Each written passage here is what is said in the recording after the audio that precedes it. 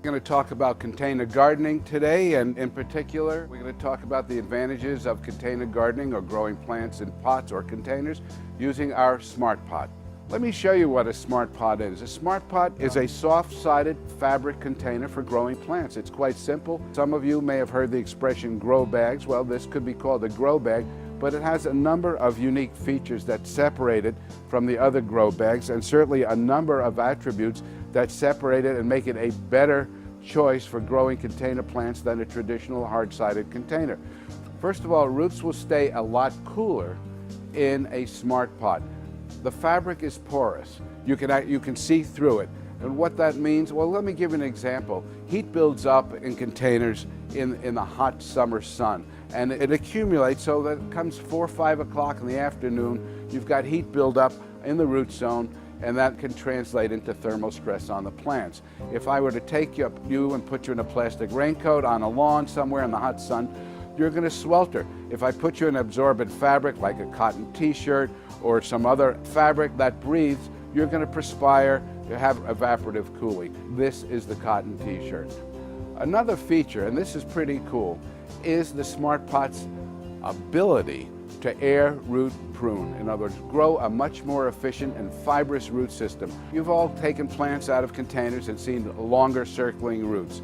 A very fibrous root system is a more efficient root system, allowing the plant to uptake more nutrients and water. I'm often asked, how long will the Smart Pots last? People think just because they're fabric, they're not going to hold up as well as a traditional plastic or clay pot. In fact, they're going to hold up a lot better than a lot of the others, because during the winter, they're not going to crack. They're not going to freeze like plastic can or ceramic can or clay can.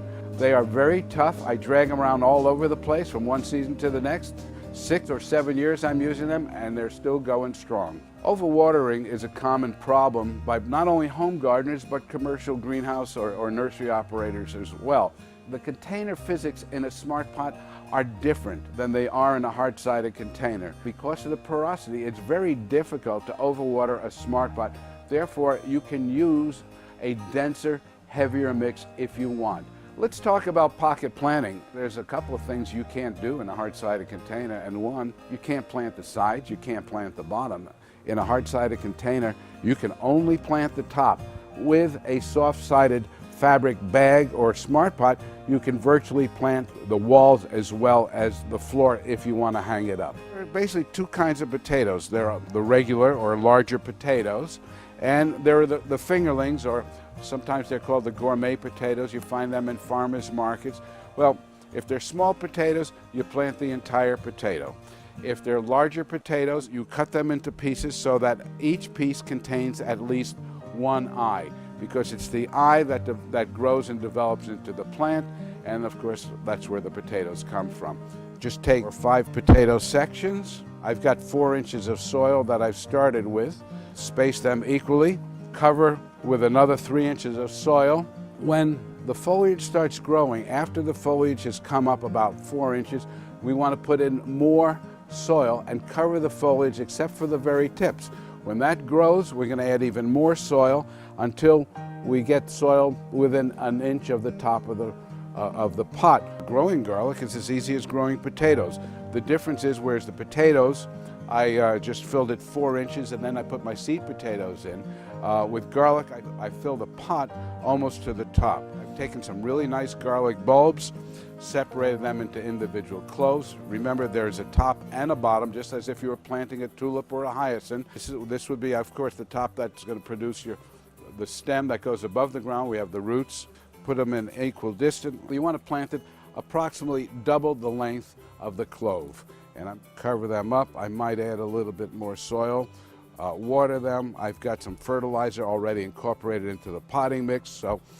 And in a couple of weeks, the first garlic shoots will be popping through. Smart Pots are available in a variety of sizes. You can grow almost anything in them. I use the smaller sizes for radish, salad greens, herbs, the middle sizes for peppers. I grow both sweet peppers, chilies, I grow strawberries. The larger sizes are perfect for the potatoes, as we demonstrated earlier. Tomatoes, melons, it's up to you. use your imagination, and I hope you enjoy using and growing your smart pots for many years as I have.